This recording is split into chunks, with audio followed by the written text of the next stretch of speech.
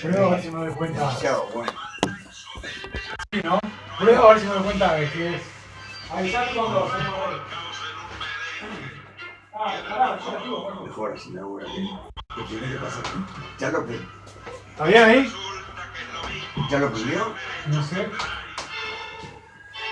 ¿Lo prendiste?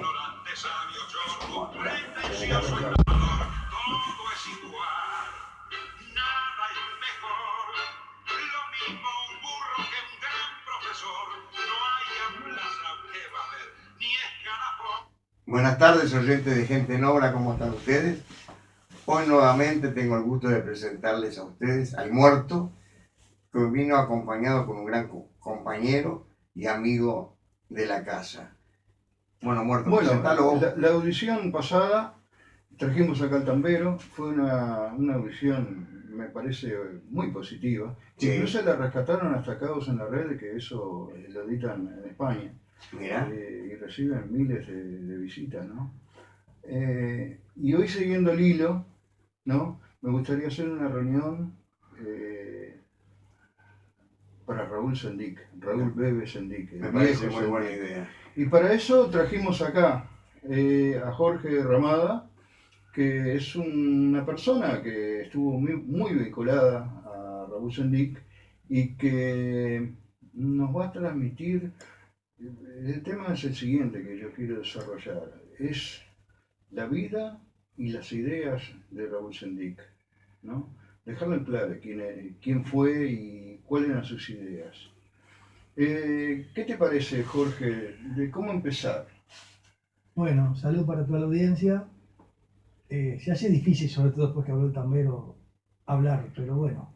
Hay que aclarar una cosa, mi vinculación con el Bebe fue sobre todo la última etapa, cuando en los últimos tiempos de clandestinidad, que llevó que estuviéramos juntos en el lugar donde cayó. Pero no es una vinculación de mucho tiempo atrás, vamos a aclararlo por la duda. De todos modos, claro.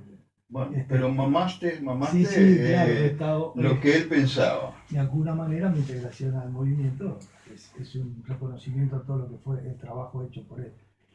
Y bueno, yo empezaría primero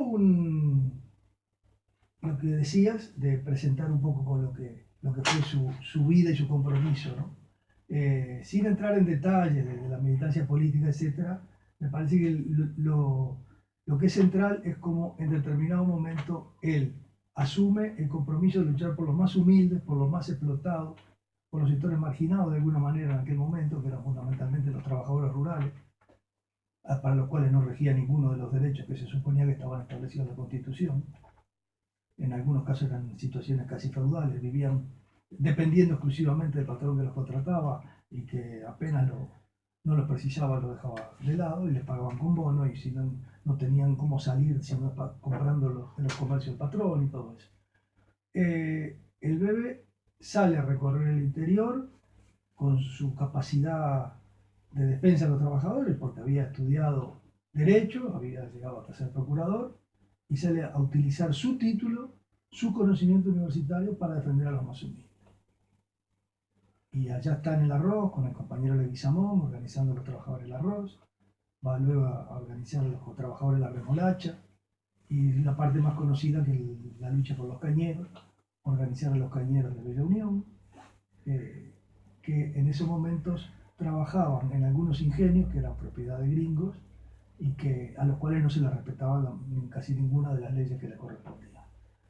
En esos momentos él promueve una ocupación de uno de los ingenios, y bueno, ocupan el ingenio, tienen ahí retenido a uno de al gerente o a uno de los directores, y en base a eso consiguen que se pueda negociar y que se les reconozca lo que les debían, los derechos que no se les habían reconocido. Eso marca para mí una primera identidad del Bebe, que ya lo dije, pero lo repito, es su identificación con los trabajadores más explotados, su identificación con los sectores más dejados de lado por la sociedad. Y lo menciono porque yo le decía el otro día, conversando con otros compañeros, que el recordatorio que vamos a hacer el domingo en el cementerio después lo mencionamos más detalle. No se trata de algo nostálgico, se trata de tratar de rescatar todo lo que aportó el BEB a las ideas y a la lucha de los explotados para pararnos en la realidad de hoy, ¿verdad? Porque sigue habiendo trabajadores marginados, sigue habiendo sectores súper explotados, y en definitiva sigue habiendo lo que el capitalismo necesita siempre, que es un sector de mano de obra informal o mal ocupado, parcialmente ocupada, que le permita tirar los salarios a la baja como forma de mantener la ganancia de capital. Eso sigue vigente. Y eso fue una de las cosas que atacó el BEBE en su momento. Y que me parece que es uno de los primeros aspectos a destacar. Yo quería, de lo que es el pensamiento del BEBE, trataba de señalar tres pilares: el ideológico, el programático, el organizativo. Y yo acá quiero señalar un poco el aspecto ideológico, ¿verdad? Es decir, la identificación con los más explotados. Y la identificación de los más explotados para que, con su lucha y con su apropiación de los medios de trabajo, se emancipen. En definitiva, el BEBE trabaja el BEBE es un revolucionario, desarrolla un proceso revolucionario y en definitiva está trabajando hacia una sociedad socialista, una sociedad por lo menos superadora del capitalismo. A veces el término socialista está un poco devaluado, ¿verdad? Pero nosotros seguimos entendiendo los conceptos clásicos de lo que ha sido el desarrollo del socialismo como superación del capitalismo, fundamentalmente como un tránsito hacia una sociedad sin explotador ni explotador. Yo creo que ese es uno de los grandes aportes del BEBE, en el sentido de marcar claro que lo que está planteando es una lucha, una revolución, una lucha en contra del capitalismo y una transformación revolucionaria de la sociedad hacia una sociedad socialista. Ahora, él genera además gérmenes organizativos importantes a nivel de los trabajadores del campo, porque fue el Sindicato de los Arroceros, fue URDE, la Unión de Regadores y Destajistas del Espinillar, UTA, la Unión de Trabajadores Azucareros de Artigas, es decir, promueve la organización por sí mismos de los trabajadores en función de sus derechos. Es sindicalismo, ¿verdad? O sea, en ese sentido lo que está apoyando es en un sector que ha sido, por ser marginado, ha estado alejado de obtener determinados niveles organizativos que le permitan luchar por mejorar su calidad de vida, ayuda a que se formen, a que ellos asuman esa herramienta organizativa que les va a permitir luchar por mejores cosas. El aporte del organizativo va más lejos, porque a partir de eso se genera lo que es el desarrollo de la guerrilla urbana, en aquel momento a partir de la situación que había en América Latina, lo que había sido el auge de la Revolución Cubana, la agudización de las contradicciones en toda América Latina por la explotación imperialista y un momento de auge de las luchas populares que derivan en distintas concepciones sobre cómo desarrollar esas luchas, y una de ellas, impulsada en su momento por la OLAS, la Organización Latinoamericana de Solidaridad, e impulsada por otros movimientos guerrilleros de América Latina, es precisamente el desarrollo de la lucha armada, que contiene en Uruguay además la particularidad de desarrollarla a nivel urbano, cuando de alguna manera se pensaba que en las condiciones de este país la guerrilla clásica metida en los montes en selvas impenetrables era imposible. Aquí la selva un poco se la vio en la ciudad. Pero más que eso en sí, que fue una concepción revolucionaria de aquellos momentos que se dio en toda América Latina como concepción organizativa, también insistir en lo que él decía, que había que generar organización desde abajo para lo que después él llamó un frente grande. Es decir, organizar desde los movimientos sociales, desde los centros de trabajo, desde las realidades concretas que tuvieron determinadas reivindicaciones y no tanto de los aparatos políticos, organizar a los trabajadores y a los sectores, a pequeños productores, etcétera, para que en base a eso se generara una gran alianza en contra del capital y en contra de... Trasportándonos al día de hoy, esto sería luchar por el agua, luchar contra UPM, luchar por reivindicaciones que en estos momentos se dan, fábricas cerradas, Sería eso, ¿no? Bueno, en el día de hoy habría varias. Quizá UPM Sí, es algo muy por coyuntural, pero sobre todo, así como en aquel momento estaba la defensa de la tierra, hoy estamos hablando de la defensa del agua. Pero también hay una característica, en torno a la defensa de la tierra hay una organización para apoderarse de la tierra. La lucha por el agua es una lucha un poco a un nivel más estructural en cuanto a generar un control público sobre el agua, que no es... tiene otra característica, ¿verdad? O sea, estamos en otros tiempos, evidentemente. Claro, otros tiempos, por ejemplo, cuando Pero se lucha por la tierra, se lucha por la naturaleza. Se lucha por también. la naturaleza. Creo que hoy en día las preocupaciones ambientales, que ya las había tenido luego también, son preocupaciones básicas para la lucha. En particular existen otros sectores muy marginados. Yo estoy en contacto con los trabajadores clasificadores de residuos, que hoy es un sector claramente, totalmente marginado y totalmente utilizado para que unos cuantos se enriquezcan a partir de las pésimas condiciones de trabajo que tienen ellos. Esa también es una lucha que de hoy en día, poco vista, porque además es un grupo con que tiene, al estar disperso y muy relegado, no tiene mucha fuerza, que en algún momento tuvo más visibilidad cuando la marcha de carros y eso, pero no tiene tanta visibilidad. Pero también son una serie de luchas que existen hoy en día y las cuales de alguna manera forman parte de cómo cuestionar el sistema capitalista. De eso se trata en definitiva. Entonces, eso es otro de los aspectos que me parecía importante recalcar de lo que era el ideario del B. Después hay que tomar lo que fueron sus propuestas. En realidad el MLN y el BB ya tenían propuestas de antes en cuanto a lo que era la transformación. Eran propuestas básicas de toda la izquierda en aquel momento, fundamentalmente reforma agraria, nacionalización de la banca y el comercio exterior. No se inventó nada. Porque ¿qué era en definitiva? El país es un país que está en una situación de dependencia del imperialismo, que eso limita las posibilidades, no tanto de crecimiento o desarrollo como país, limita las posibilidades de que el conjunto de sus pobladores tenga una vida decente, que eso es lo que importa en definitiva. Porque a veces acá muchas veces se habla de las grandes conquistas del país, el país exportó tantos millones de dólares, lo exportaron algunas empresas, y eso no quiere decir que todo el pueblo haya sido beneficiado por eso, ¿verdad? Entonces el país a veces es además de ser un diario, es una abstracción que muchas veces la toman quienes son los dueños del país y consideran que sus beneficios son los beneficios del país. Entonces, cuando hablamos de lo que es la situación esa de dependencia, los nudos que ataban esa dependencia y que ataban esa imposibilidad de generar una vida decente para toda la población, eran precisamente esos. La tenencia de la tierra, los grandes latifundios, fundamentalmente los grandes latifundistas, y todo lo que se apropiaban en base a la renta de la tierra, de la riqueza del país, los bancos, que en aquel momento ya estaban bastante asociados con muchos de ellos, y que además en aquel momento, sobre todo que mucha fuerza de la banca extranjera, eran el canal de succión de los grandes monopolios, y el comercio exterior, que es algo que quizás últimamente se ha mirado menos, pero que es uno de los puntos clave de la inserción del país. Y que además, hoy en día, se comercia muchísimo. Sí. Y uno entra a pensar para qué se comercia tanto, para el beneficio de los grandes capitales que manejan el comercio.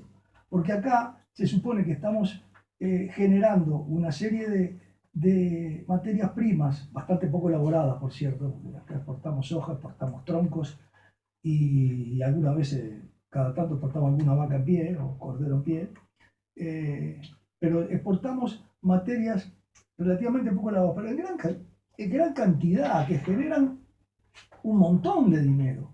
Y sin embargo tenemos un déficit en la balanza comercial. ¿Por qué? Porque importamos un montón de cosas inútiles. Importamos un montón de lujos y de chiches que son para fomentar el gran consumo, muchas veces para terminar desperdiciados, porque es interesante saber todo lo que se entierra en este país de cosas que han sobrado y no se aprovechan, a partir de una política nacional que considera que, en los hechos considera que los residuos hay que enterrarlos y no hay que aprovecharlos. Es otro gran tema ese. Pero bueno, entonces, resulta que en la medida en que ese comercio exterior está manejado por los grandes monopolios comerciales internacionales, va a trabajar en función de sus intereses. Y lo que le va a interesar es cuanto más comercie, mejor. No importa que no sirva para nada lo que se comercia. Lo que importa es que se mueva el comercio. Entonces, Brahma pasa es otro, que lo que nosotros decimos, el país exportó tantos millones de dólares, en realidad no importa lo que se exporta, sino quién se lo apropia. Ahí está el tema. Entonces, los temas que planteaba el BEBE, y ahí estamos hablando de un planteo programático. Habíamos hablado de lo ideológico, hablamos de lo organizativo, y hay un planteo programático, es decir, un programa de cómo llevar a la práctica, no es cuestión solo de decir transformar la sociedad, bueno, cuáles son los puntos clave, los pasos para transformar esa sociedad. Y él insistía en esos temas, agregando a mal de la deuda externa, ¿no? Y lo venimos a hoy, lo de la tierra sigue tan vigente o más que antes, es decir, hoy en día tenemos, ayer el Tamero mencionaba que en la época del BEBE se hablaba de un 8%, creo, de tierra en manos extranjeras, hoy tenemos casi el 50%, y concentrada, y con cada vez menos gente, porque ese es el otro tema, el tipo de cultivo que se da acá, los grandes monocultivos, las grandes extensiones, unidas a los procesos de mecanización, llevan a expulsar a la gente del campo.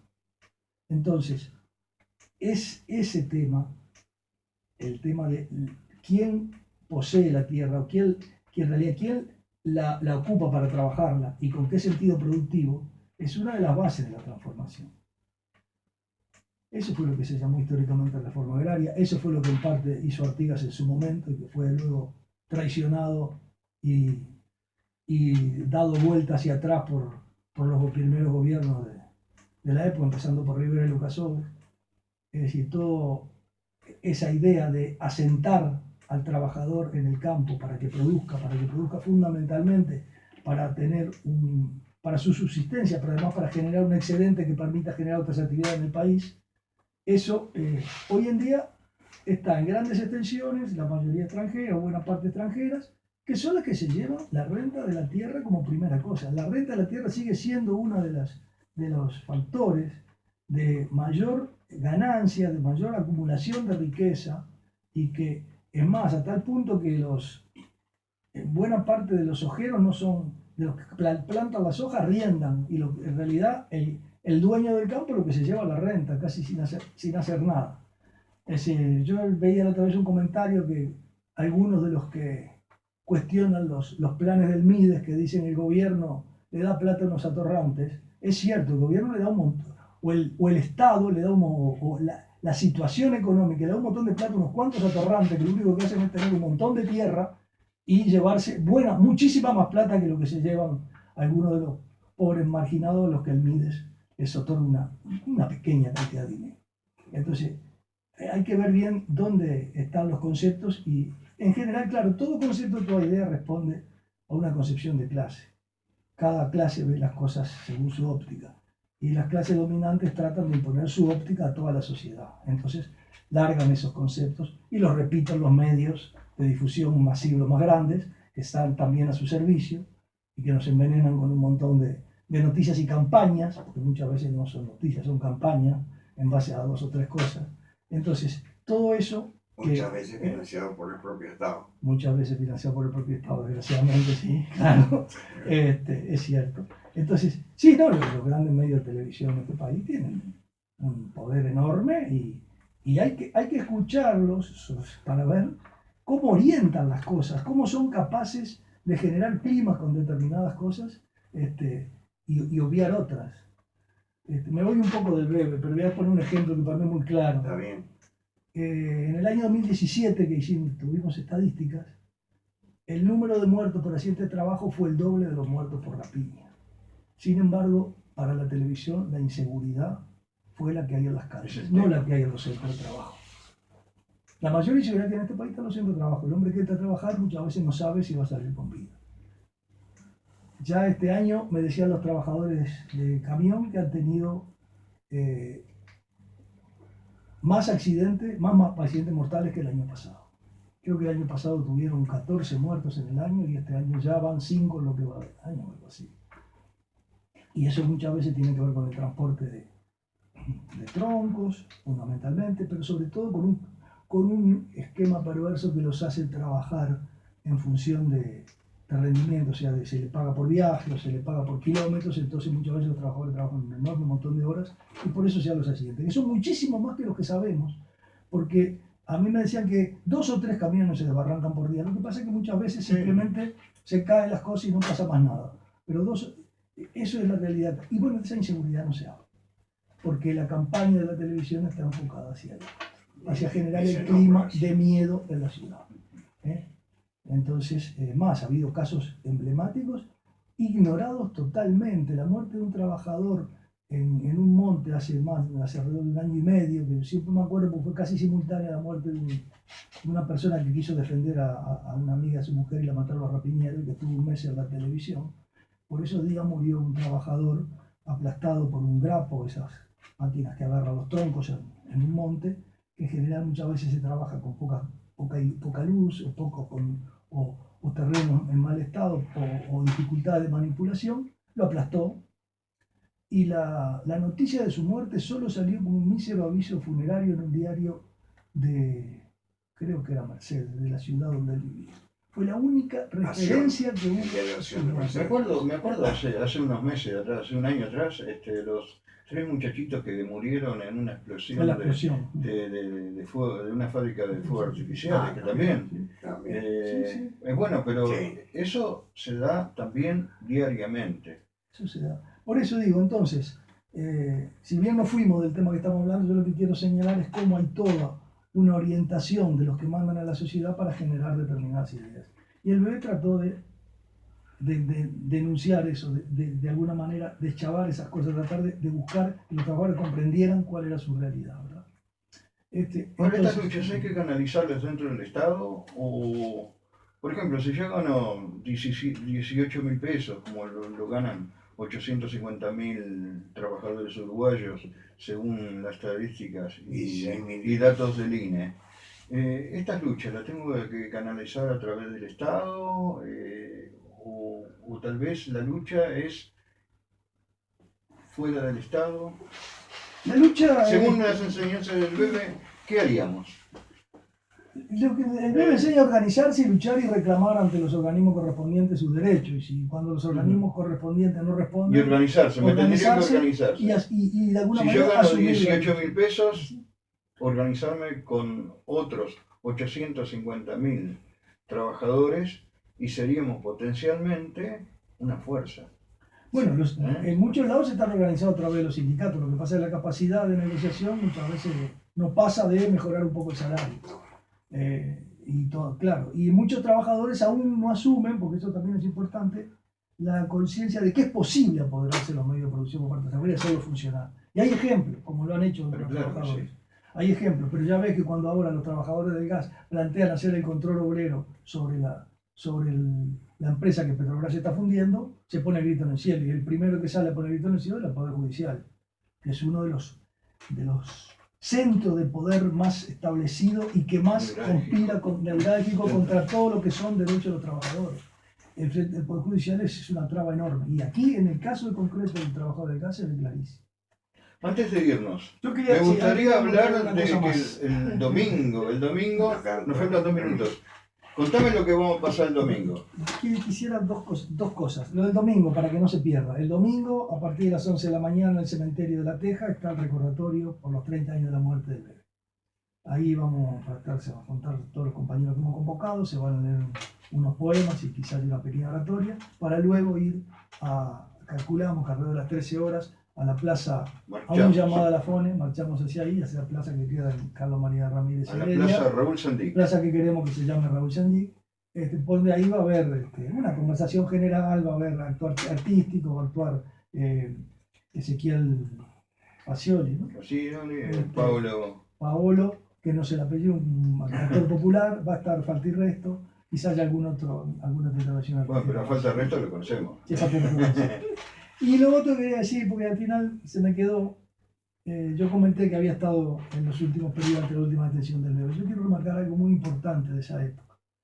En aquellos momentos estaba en el tapete las propuestas de los militares de negociar, de la tregua, de hacer un acuerdo.